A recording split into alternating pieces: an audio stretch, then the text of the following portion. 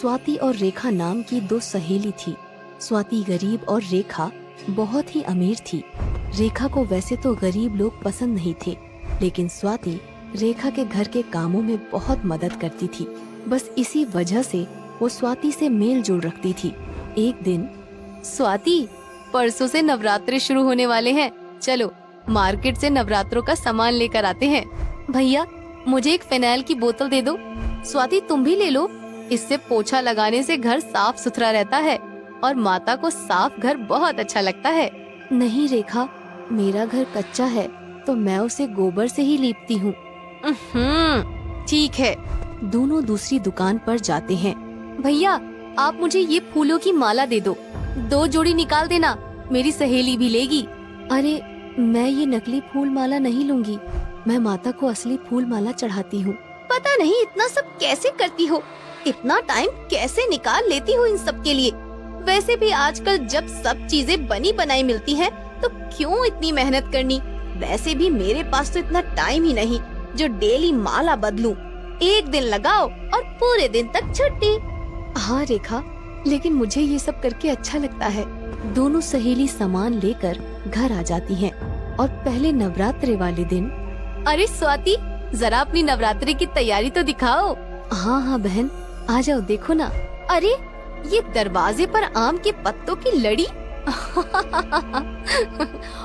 ओहो, पूरे घर में गोबर की बदबू। हाय, कैसे रह लेती हो तुम इतनी बदबू में।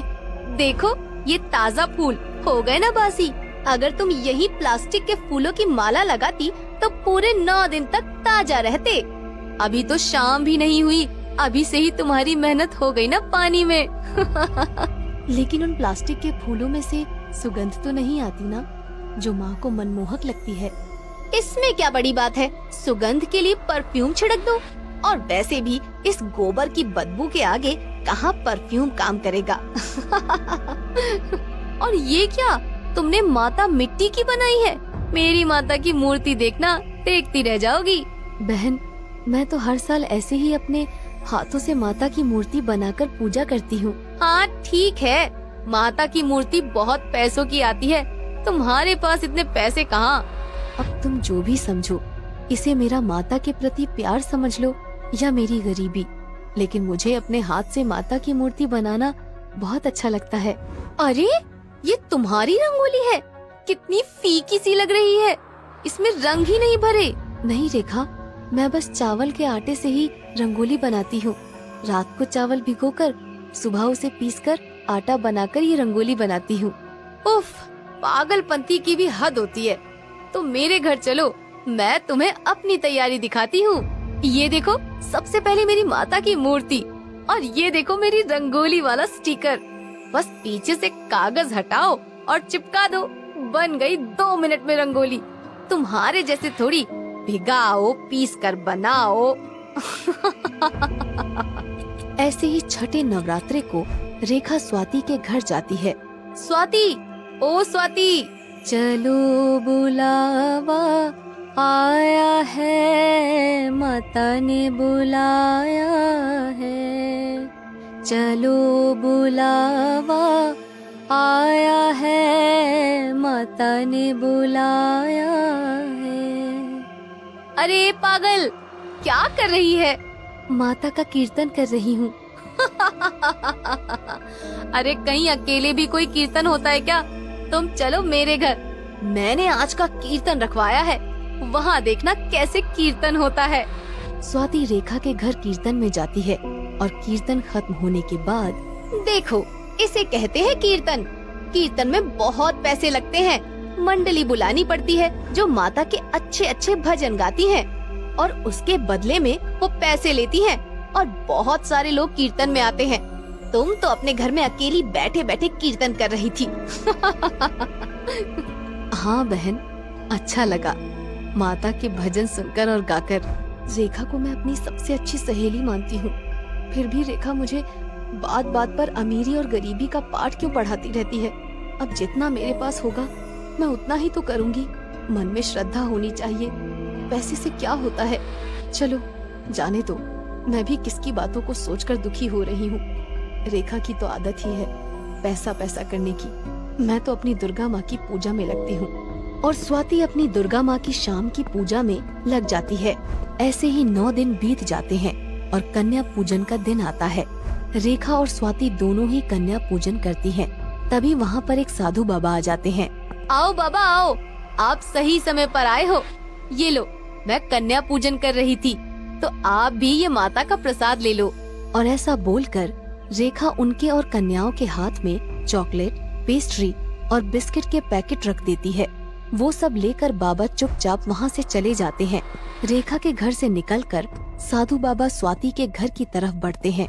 अरे वाह, क्या मनमोहक पकवानों की सुगंध आ रही है। हरिओम, जय भोले शंकर की, जय माता दी। बाबा, अच्छा हुआ आज आप मेरे घर पधारे हैं। आज कन्या पूजन है, आप भी माता का प्रसाद खाकर जाना।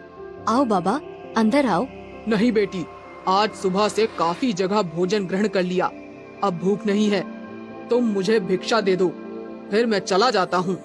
बाबा, आप मेरे घर से बिना कुछ खाए पिए जा रहे हैं। मुझे पाप और दुख लगेगा। मुझे बिल्कुल अच्छा नहीं लगेगा। आपको प्रसाद तो खाना ही पड़ेगा, चाहे थोड़ा ही खाकर जाना। ठीक है बेटी, तुम इतना ही जिद कर रही हो, लाओ दे दो प्रसाद, मैं प्रसाद ग्रहण कर लेता हूँ। बाबा, आप यहाँ बैठिए, मैं एक बार कन्या का पूजन कर लूँ, फिर आपको प्रसाद देती हूँ। हाँ बेटी, तुम आराम से कन्या पूजन करो। आओ बच्चों, मैं तुम्हारे पैर धो दूं। आओ बेटियों, तुम सब इन आसन पर बैठ जाओ। ये लो, माता रानी का तिलक है। चलो बच्चों, अपने हाथ आगे करो। अब सबको कलावा बांध देती हूँ। ये लो देवियों, तुम्हारी लाल चुनरी। चलो देवियों, अब भोग लगाओ, खाना शुरू करो। ये लो बच्चों, ये माँ के चरणों का नारियल है। अरे रुको रुको देवियों, मुझे पैर तो छूने दो। साधु बाबा ये सब मुस्कुराते हुए बड़े ध्यान से देखते हैं। फिर कन्या पूजन के बाद स्वाति साधु बाबा को बड़े आदर सत्कार से खाना खिलाती है। खाना खाकर बाबा चलने लगते हैं। तभी रेखा वहाँ आ जाती है और साधु बाबा चलते चलते स्वाति को बोलते हैं, खुश रहो बेटी, ऐसे ही मन लगाकर माता की पूजा करना। माता रानी तुम्हारी पूजा से अवश्य प्रसन्न होंगी। माता रानी तुम्हें खूब तरक्की दे, ताकि तुम ऐसे ही हमेशा नवरात्रों में कन्या पूजन करती रहो। अरे बाबा, ये क्या बात हुई? मैंने भी तो कन्या पूजन किया था, मुझे तो आपने ऐसा आशीर्वाद नहीं दिया।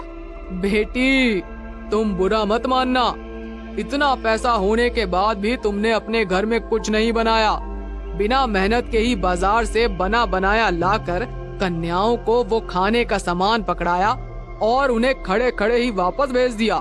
पता नहीं वो सब कैसे हाथों से बना था, पता नहीं उसमें क्या क्या डाला गया था और क्या नहीं डाला गया।